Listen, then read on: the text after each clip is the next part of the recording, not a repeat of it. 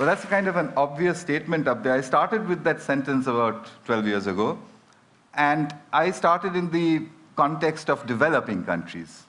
But you're sitting here from every corner of the world, so if you think of a map of your country, I think you'll realize that for every country on earth, you could draw little circles to say these are places where good teachers won't go. On top of that, those are the places from where trouble comes. So we have an ironic problem. Good teachers don't want to go to just those places where they're needed the most. I started in 1999 to try and address this problem with an experiment, which was a very simple experiment in New Delhi. I basically embedded a computer into a wall of a slum in New Delhi. The children barely went to school, they didn't know any English, they'd never seen a computer before, and they didn't know what the internet was. I connected high-speed internet to it, it's about 3 feet off the ground, turned it on and left it there. After this, we noticed a couple of interesting things which you'll see, but I repeated this all over India and then through a large part of the world, and noticed that children will learn to do what they want to learn to do. This is the first experiment that we did. 8-year-old boy on your right, teaching his student, a 6-year-old girl, and he was teaching her how to browse. This boy here in the middle of central India, this is in a Rajasthan village where the children recorded their own music and then played it back to each other. And in the process, they enjoyed themselves thoroughly. They did all of this in 4 hours after seeing the computer for the first time. In another South Indian village, these boys here had assembled a video camera and were trying to take the photograph of a bumblebee. They had downloaded it from Disney.com or one of these websites, 14 days after putting the computer in their village. So at the end of it, we concluded that groups of children can learn to use computers and the internet on their own, irrespective of who or where they were. At that point, I became a little more ambitious and decided to see what else could children do with a computer.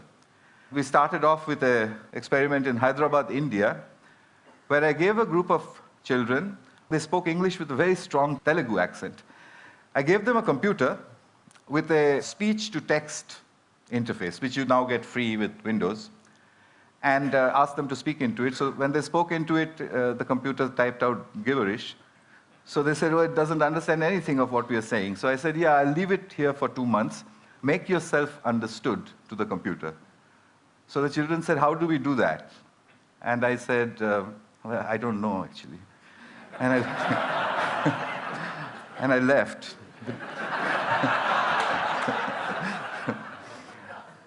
2 months later, and this is now documented in the Information Technology for International Development Journal, their accents had changed and were remarkably close to the neutral British accent in which I had trained the speech-to-text synthesizer. In other words, they were all speaking like James Tooley.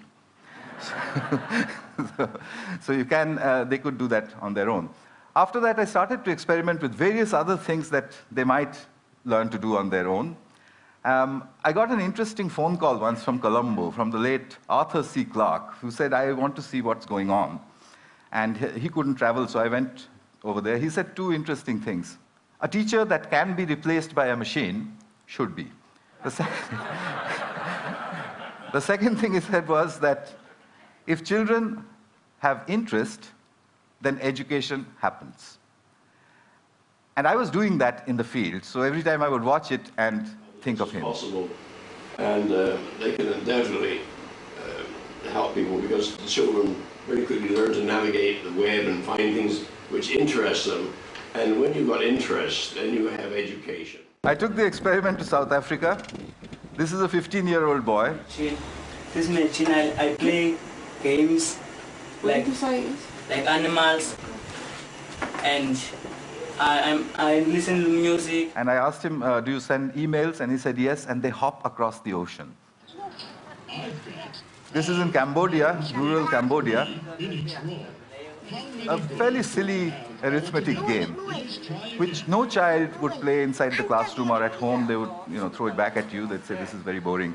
If you leave it on the pavement, and if all the adults go away, then they will show off with each other about what they can do, which is what these children are doing. They're trying to multiply, I think. And all over India, at the end of about 2 years, children were beginning to Google their homework. As a result, the teachers reported tremendous improvements in their English. Rapid improvement in all sorts of things. They said they've become really deep thinkers and so on and so forth.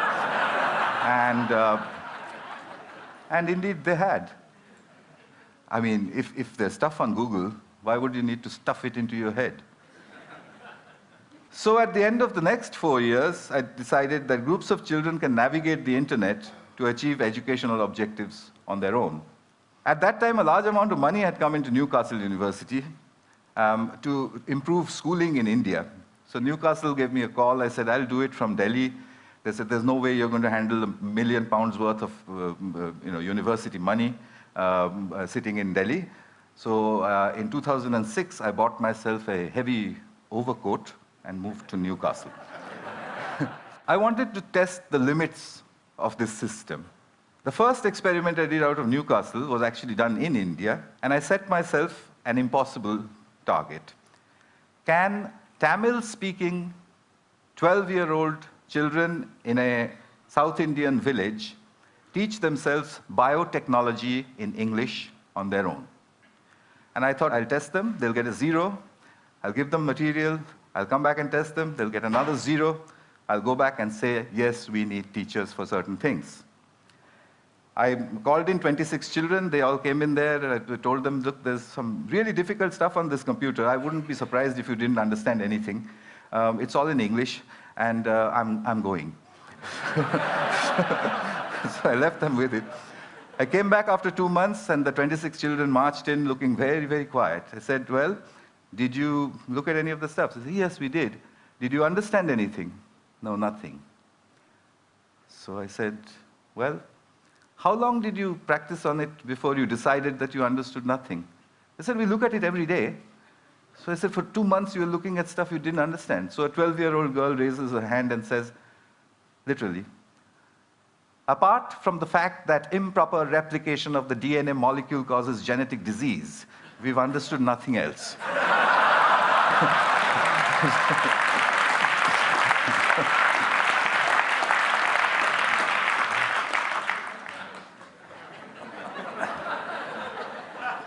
Took me 3 years to publish that. It's just been published in the British Journal of Educational Technology. One of the referees who refereed the paper said, it's too good to be true, which was not very nice. Well, one of the girls had taught herself to become the teacher, and that's her over there.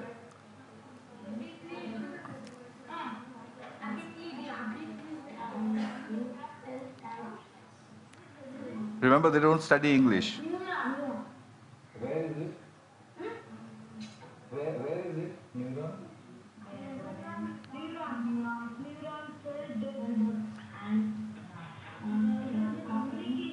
I've edited out the last bit where she said, when I asked where is the neuron, and she says, the neuron, and then she looked and did this. But her expression was not very nice. So their scores had gone up from 0 to 30%, which is an educational impossibility under the circumstances. But 30% is not a pass. So I found that they had a friend, a local accountant, a young girl, and they played football with her. I asked that girl, would you teach them enough biotechnology to pass? And she said, how would I do that? I don't know the subject. I said, no, use the method of the grandmother. She said, what's that? I said, well, what you've got to do is stand behind them and admire them all the time. Just say to them, that's cool, that's fantastic, what is that? Can you do that again? Can you show me some more? She did that for 2 months. The scores went up to 50, which is what the posh schools of New Delhi with a trained biotechnology teacher were getting. So I came back to Newcastle with these results and decided that there was something happening here that definitely was getting very serious. So having experimented in all sorts of remote places, I came to the most remote place that I could think of.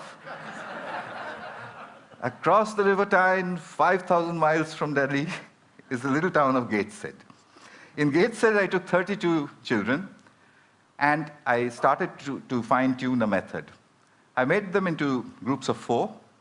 I said, you make your own groups of 4. Each group of 4 can use 1 computer and not 4 computers. Remember, from the hole in the wall.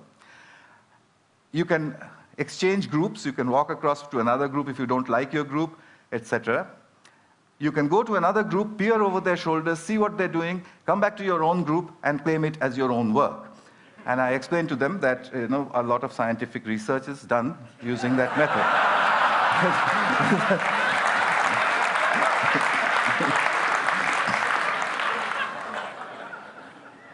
The children enthusiastically got after me to say, now what do you want us to do? I gave them 6 GCSE questions. The first group, the best one, solved everything in 20 minutes. The worst, in 45. They used everything that they knew. News groups, Google, Wikipedia, Ask Jeeves, etc. The teachers said, is this deep learning? I said, well, let's try it. I'll come back after 2 months. We'll give them a paper test, no computers, no talking to each other, etc. The average score when I had done it with the computers and the groups was 76%. When I did the experiment, when I did the test after 2 months, the score was 76%. There was photographic recall inside the children, I suspect because they're discussing with each other. A single child in front of a single computer will not do that. I have further results which are almost unbelievable of scores which go up with time. Because their teachers say that after the session is over, the children continue to Google further. Here in Britain, I put out a call for British grandmothers after my Coupam experiment. Well, with the very vigorous people, British grandmothers, 200 of them volunteered immediately. The deal was that they would give me 1 hour of broadband time sitting at their homes 1 day in a week. So they did that, and over the last 2 years, over 600 hours of instruction has happened over Skype using what my students call the granny cloud. My granny cloud sits over there. I can beam them to whichever school I want to.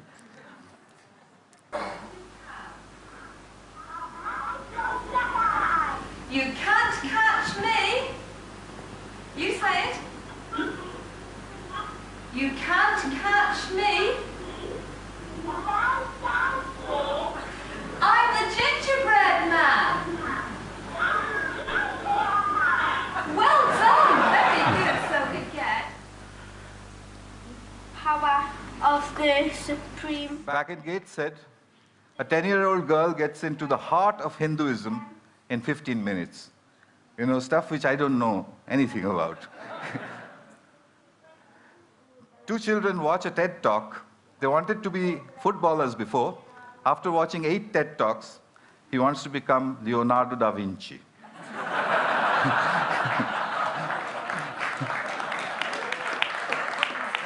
It's pretty simple stuff.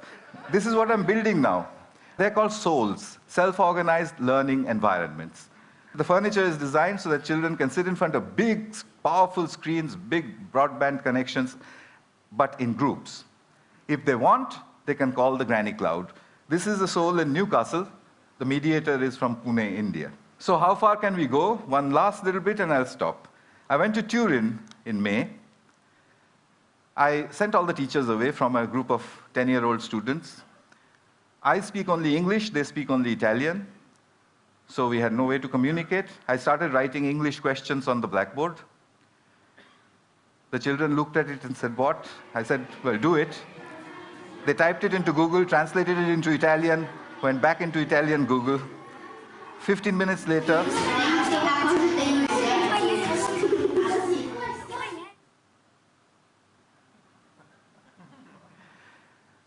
next question, where is Calcutta?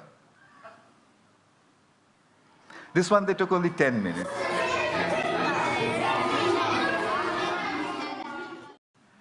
I tried a really hard one then. Who was Pythagoras and what did he do? There was silence for a while. Then they said, "You've spelled it wrong. It's Pitagora."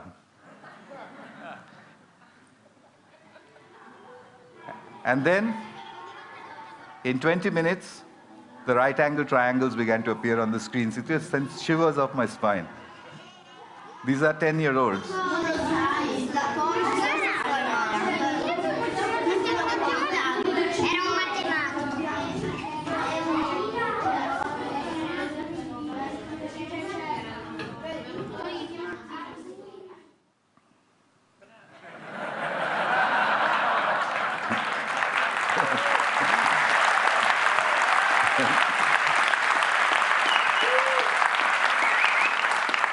So you know what's happened?